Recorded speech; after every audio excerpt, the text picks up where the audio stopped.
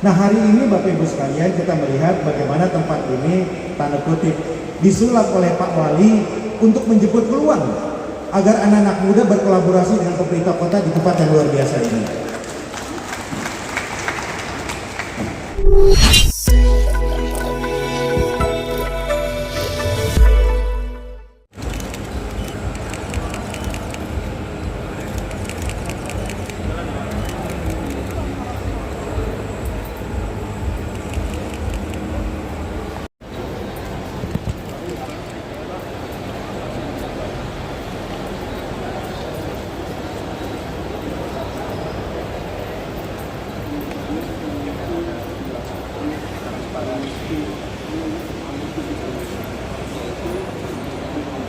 Kewilayahan Kementerian Dalam Negeri Bapak Safrizal ZA. Selamat datang pada Ketua Dewan Pengurus APSI sekaligus Wali Kota Bogor Bapak Bima Arya.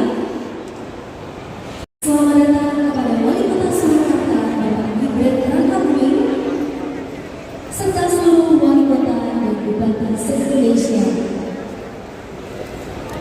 Kami aturkan selamat datang juga kepada jajaran Forkopimda Kota Surakarta atau yang mewakili serta seluruh tamu undangan. Kami persilakan untuk menempati tempat duduk yang telah disediakan. Kami persilakan kepada rekan-rekan media untuk dapat mengabadikan momen dan waktu tidak.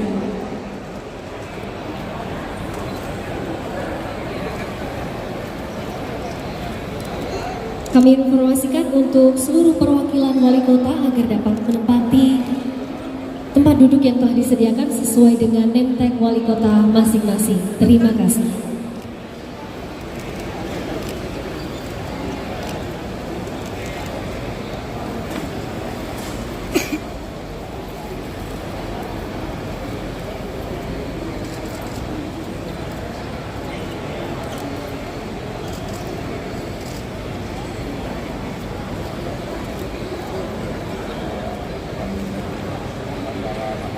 Sama tari penyambutan sebagai ucapan selamat datang dan ucapan terima kasih.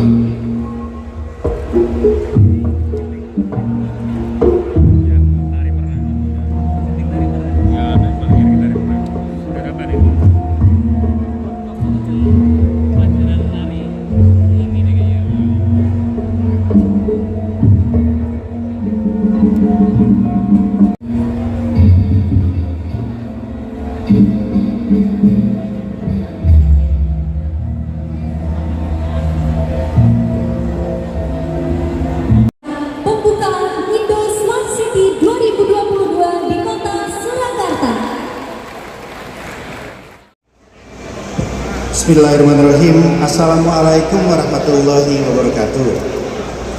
Selamat pagi, salam sejahtera kita semua. Pak Safrizal, dari Pak Menteri Dalam Negeri, terima kasih Pak kehadirannya, dukungannya untuk kegiatan yang insya Allah banyak manfaatnya ini. Kemudian terima kasih juga untuk kehadiran Ibu Rina yang mewakili Pak Gubernur, terima kasih kehadirannya.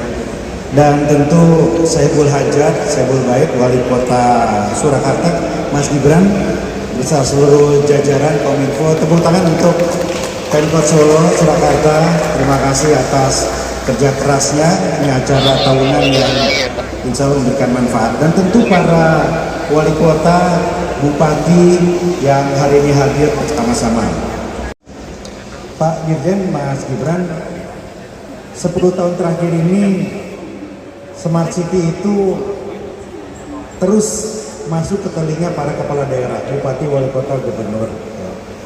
10 tahun terakhir semuanya lantang ingin menjadi Smart City.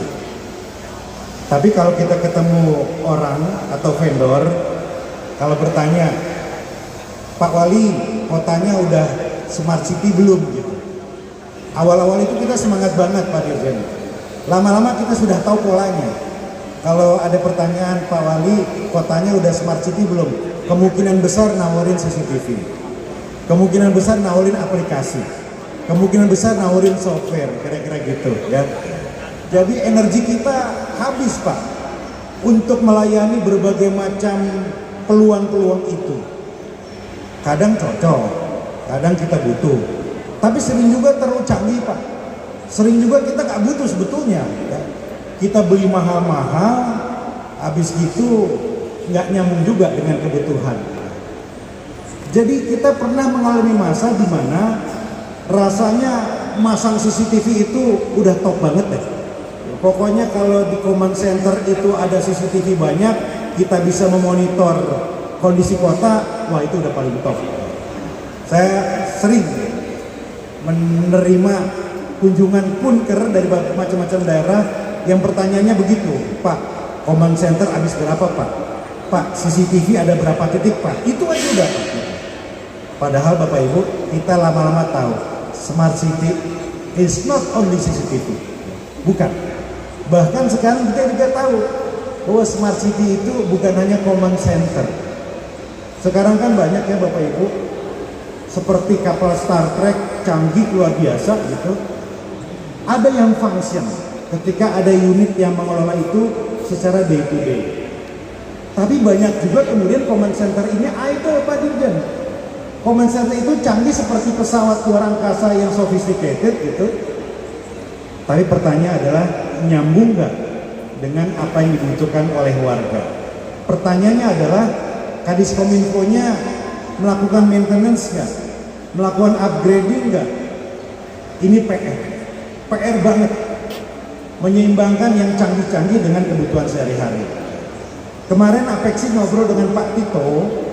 Pak Tito mengingatkan kita, Pak Dirjen ya, ingat, Smart City, teknologi harus nyambung dengan satu hal yang luar biasa penting. Apa itu?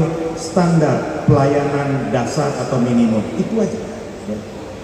Jadi percuma kalau canggih-canggih tapi nggak ada hubungannya sama pelayanan dasar, ya buat apa? Jadi 3 hal Bapak Ibu sekalian yang sekarang hari ini rasanya kita sama-sama belajar. 1, Smart City harus korelasi dengan basic minimum service kita. Memudahkan warga nggak untuk mengurus administrasi kependudukan? Memudahkan warga nggak untuk urusan dengan sampah dan kebersihan? Memudahkan warga nggak kalau kita berbicara tentang kesehatan dan pendidikan? Pelayanan dasar. Pak Tito mengingatkan dan sedikit agak menyindir saya lihat kemarin itu ya, sambil ketawa. Nyambung nggak dengan pelayanan dasar? Itu betul sekali. Yang kedua adalah kita punya banyak persoalan. Hari ini bencana luar biasa di mana-mana. Smart City nyambung nggak dengan disaster management? Yang ketiga, peluang ke depan itu banyak sekali. Bapak Presiden menetapkan target 40% TKDN.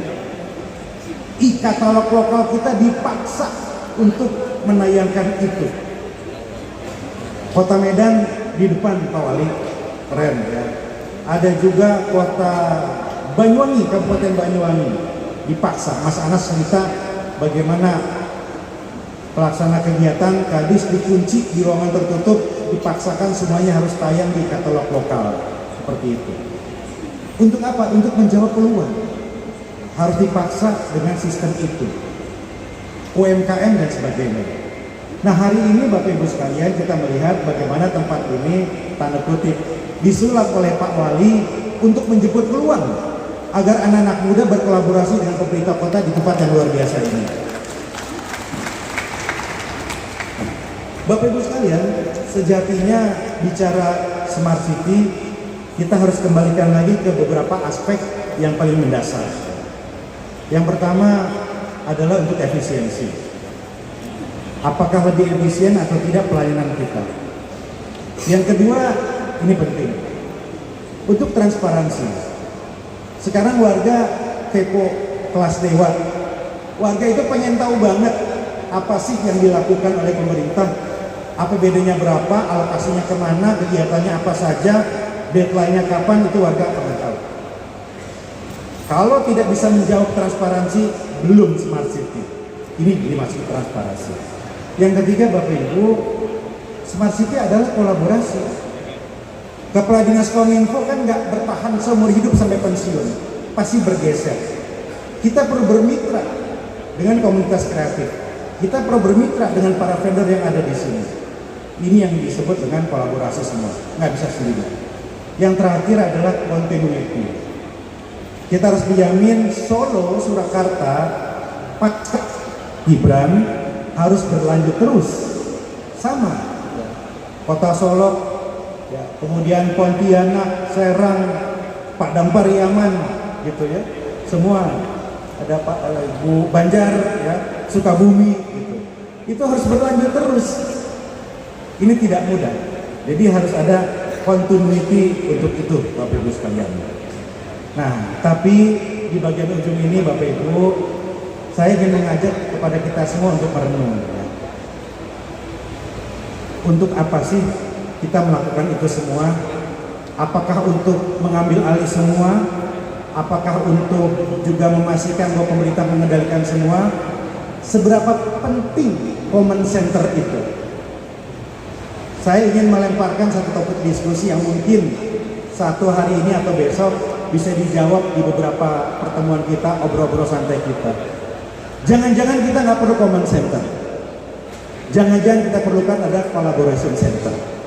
Bukan tempat untuk memberikan instruksi atau arahan, tapi tempat kita bersama-sama menentukan masa depan kota kita dan mengendalikan, memotivasi seluruh elemen kota kita.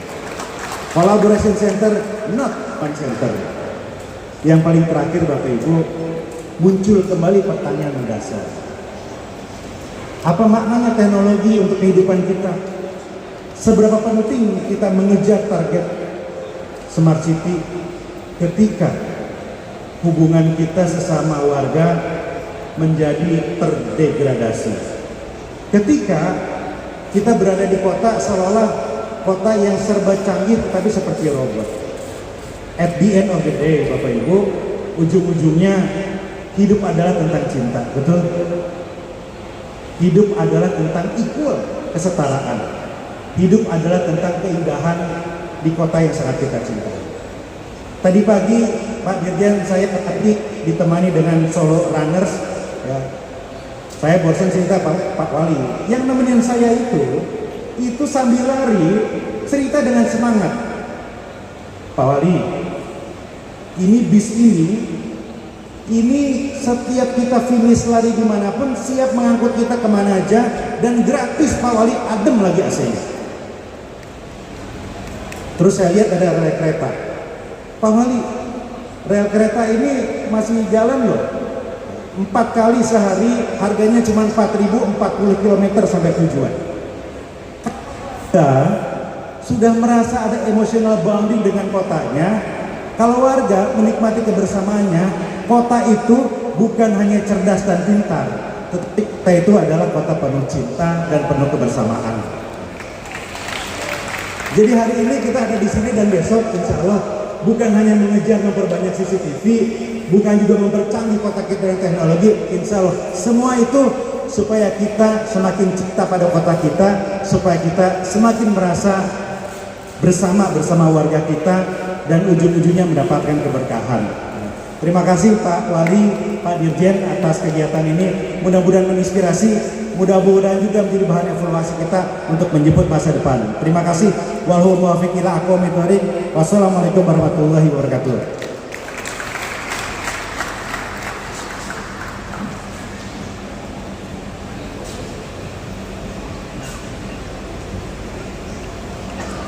Terima kasih kepada Bapak Bima Arya yang sudah memberikan sambutan yang sangat luar biasa dan penuh semangat untuk kita semua di sini.